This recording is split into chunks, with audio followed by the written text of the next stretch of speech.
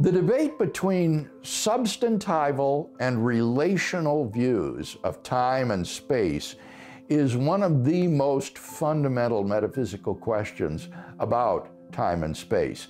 And this debate put the great scientist Isaac Newton and the great German philosopher Gottfried Wilhelm Leibniz on opposite sides of the question. Newton was committed to a substantival view of time and space. They are actually things that God has caused to exist. On the other hand, for Leibniz, space and time are relations obtaining between objects and events.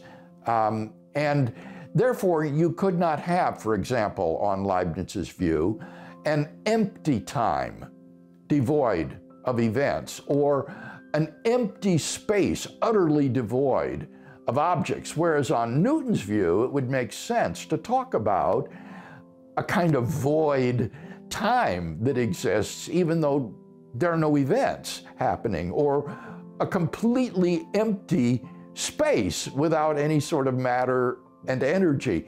And this debate goes on today. It's unresolved. I do not have a firm position or opinion, though I'm more inclined toward the Leibnizian view.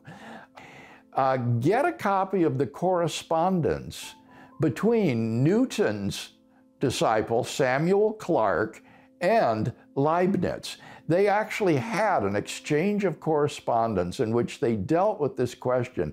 And the Clarke-Leibniz correspondence on the substantival and relational view of time is just absolutely brilliant. It's gripping and gives you a good summary of the arguments on each side.